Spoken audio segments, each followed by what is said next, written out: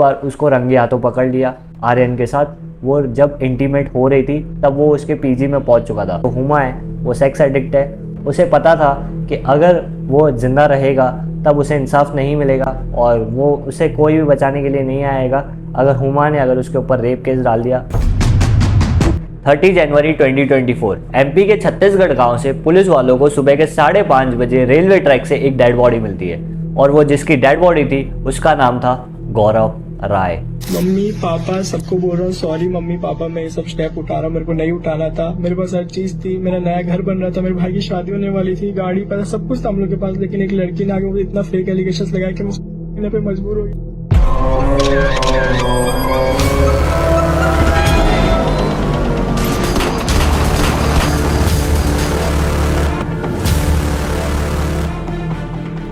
गौरव राय एक 21 साल का लड़का था जो कि छत्तीसगढ़ में शंकराचार्य महाविद्यालय में MBA की पढ़ाई करता था। उसके जो फादर थे वो आर्मी में थे और उसकी जो मदर थी वो हाउसवाइफ थी।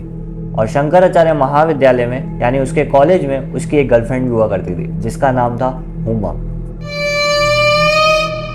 गौरव और हुमा पिछले 4 साल से एक दूसरे को डेट कर रहे थे। पिछले 4 साल से वो एक दूसरे को बहुत अच्छे से जानते थे। तो 4 साल में उनका रिलेशनशिप पहले स्टार्टिंग में बहुत अच्छा चल रहा था, लेकिन धीरे धीरे करके उनके रिलेशनशिप में बहुत ज़्यादा प्रॉब्लम्स आना शुरू हो गई, वो भी हुमा की वजह से। हुमा जो थी बेसिकली गौरव के साथ लॉयल नहीं रहती थी, वो और भी बाकी सारे रिलेशनशिप में आ चुकी थी और उसके और भी काफ़ी सारे बॉयफ्रेंड्स थे। ये बात गौरव को बहुत बार पता चल चुकी थी, लेकिन गौरव उस टाइम श्योर नहीं था। लेकिन गौरव के सामने बहुत सारी चीज़ें धीरे धीरे करके सामने आती गई। जो हुमा थी उसके और भी जो रिलेशनशिप थे वो उनके साथ फिजिकल रिलेशनशिप रखती थी, वो उनके साथ बहुत बार इंटीमेट हो चुकी थी।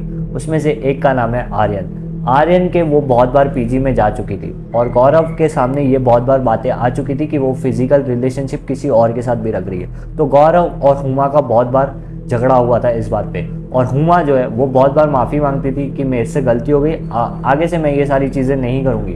गौरव जो है वो उसको समझाता था कि ये सारी चीज़ें गलत है। तो उनके भी जब लड़ाई होती थी, जब उनका झगड़ा हो जाता था, तब वो दोनों एक बार तो अलग अलग हो जाते थे, लेकिन वो फिर से एक दूसरे के साथ बात करके फिर से वो रिलेशनशिप में आ जाते थे। यानी उनका बहुत बार ब्रेकअप होता था, फिर वो वापस एक दूसरे के साथ बात करना शुरू कर देते थे और गौरव उसको हर बार माफ़ कर देता था। बट गौरव ने एक बार उसको रंगे हाथों पकड़ लिया आर्यन के साथ। वो जब इंटीमेट हो रही थी तब वो उसके पीजी में पहुंच चुका था। वो बहुत बार झूठ बोल के आर्यन के पास जाती थी। उसने अपना कंट्रोल खो दिया और उमा को जो है वो 2 थप्पड़ मार दिए और उसके आइस के ऊपर बहुत बड़ा निशान आ चुका था। बट फिर भी हुमा ने उससे बहुत बार माफ़ी मांगी। हुमा ने उसको कन्विंस किया कि वो उसके साथ रिलेशनशिप में वापस आ जाए। तब गौरव ने फिर से उसको माफ़ कर दिया और वो उसके साथ फिर से रिलेशनशिप में गौरव आ गया और उसने माफ़ कर दिया। पता नहीं क्या टिपिकल उनका रिलेशनशिप था, पता नहीं क्या माइंडसेट रहा होगा गौरव का।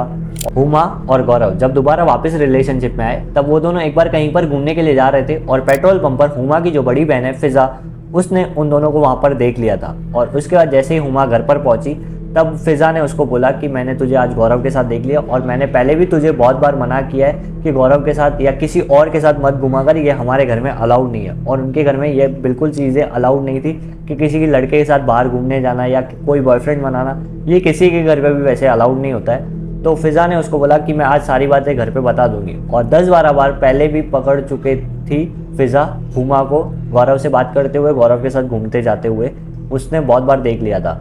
तब फिजा ने बोला था कि मैं आज ही सब कुछ घर पे बता दूंगी।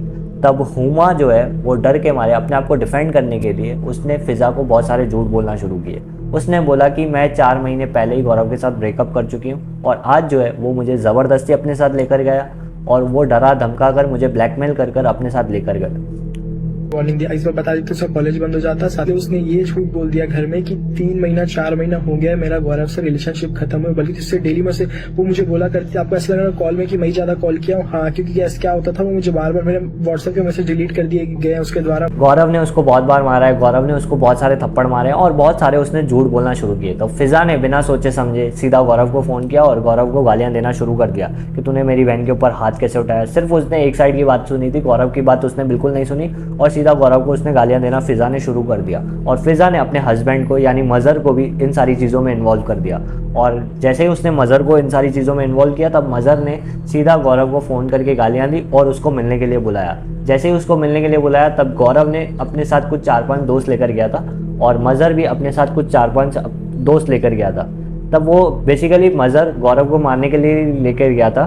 तब जैसे ही गौरव वहाँ पर पहुँचता है तब वो दोनों एक दूसरे को कुछ कर नहीं पाते और मज़र उसको लास्ट में धमकी देके जाता है कि आज तो तू बच गया, लेकिन कहीं पर अगर तू कॉलेज जाते हुए या कॉलेज से आते हुए तू अगर मुझे अकेला मिल गया तब मैं तुझे जान से मार दूंगा। ये उसको धमकी देकर चला जाता है वहाँ से। उसके बाद इनका सिलसिला यहाँ पर ख़त्म नहीं होता। उसके बाद और बहुत सारी चीज़ों में वो उनका डेली हुमा का कॉलेज तो आना जाना था ही, तो उसके बाद हुमा और बहुत सारे झूठ बोलना गौरव के खिलाफ शुरू कर देती है कि गौरव उसको अब भी परेशान करता है। ये भी बोल के 3 महीने से रिलेशनशिप खत्म हो गया था, बोल के 3 महीने से कोई रिलेशनशिप खत्म नहीं था। रिलेशनशिप में मेरे साथ थी, ये घर गई, घर जाने के बाद ये फंस गई, फंसने के बाद इसे कुछ बहाना नहीं मिला तो इसलिए मुझे उल्टा फंसा दिया और बोल दिया कि मुझे जबरदस्ती अपनी दोस्त को कॉल करके मुझे बुलवाया है और बुलवा के दूसरा पर मार दिया। बल्कि मैं ऐसे डाल दूंगा ये अपनी दोस्त के सामने भी गिड़ा रही थी कि मेरी जिंदगी बच जाएगी, प्लीज झूठ बोल दे, मेरी जिंदगी बच जाएगी करके अपनी दोस्त मौसमी को भी बोली है। उसका भी एसेस मेरे पास है।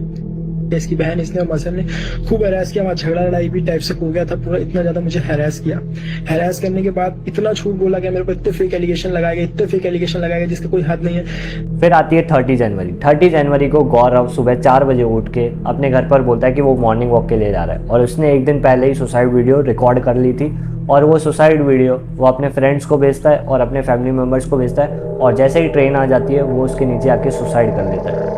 उसने टोटल 5 मिनट की वो वीडियो रिकॉर्ड की थी और उसने अपने वीडियो में ये भी बताया है कि जो हुमा है वो सेक्स एडिक्ट है और उसे पता था कि अगर वो ज़िंदा रहेगा तब उसे इंसाफ नहीं मिलेगा और वो उसे कोई भी बचाने के लिए नहीं आएगा। अगर हुमा ने अगर उसके ऊपर रेप केस डाल दिया और अगर उसके मरने के बाद भी अगर हुमा उसके ऊपर रेप का केस डालती है तब भी उसे हैरानी नहीं होगी, उसे ये बात बिल्कुल नॉर्मल लगेगी क्योंकि हुमा जो है बहुत सारे झूठ बोल चुकी थी और हुमा किस मेंटालिटी की थी ये तो आपको पता चल ही गया होगा। हुमा बेसिकली सेक्स एडिक्ट थी। बोलो तो हुमा टोटल एडिक्ट है। अगर डेली कम से कम 20-20, 30-30 देखती है, उस टाइप की हो चुकी है कि मतलब इतनी ज्यादा एडिक्टेड से कोई हद हिसाब नहीं हो। मैं इस टाइप का लड़का था नहीं तो इधर उधर इतना मुंह मारती थी जिसका कोई हद हिसाब नहीं है। उसके पीजी कभी ग्रीन वैली, कभी चौहान टाउन, कभी किसी के रूम। पता चला तो मैं सह नहीं पाया और मैंने जो जाफड़ मार दिया।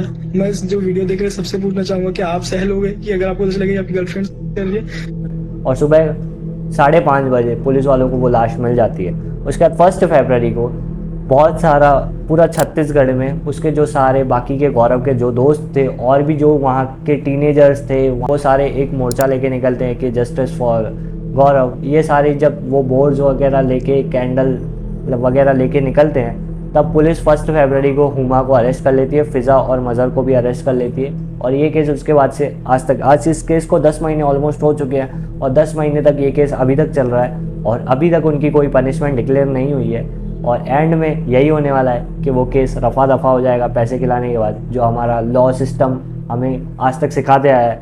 और ये केस कब तक चलता रहेगा ये किसी को कोई आइडिया नहीं है और वो ऐसे पता नहीं कैसे और लोगों को भी टॉर्चर आगे जाके हुमा जैसे लोग जो होते हैं वो और भी लोगों को टॉर्चर कर सकते हैं और कितना मेंटली लोग टॉर्चर होते हैं। कुछ लोग सुसाइड करते हैं, कुछ लोग नहीं करते, कुछ केसेस भी सामने ही नहीं आते। मिलते हैं हम लोग नेक्स्ट वीडियो में, तब तक के लिए बाय बाय।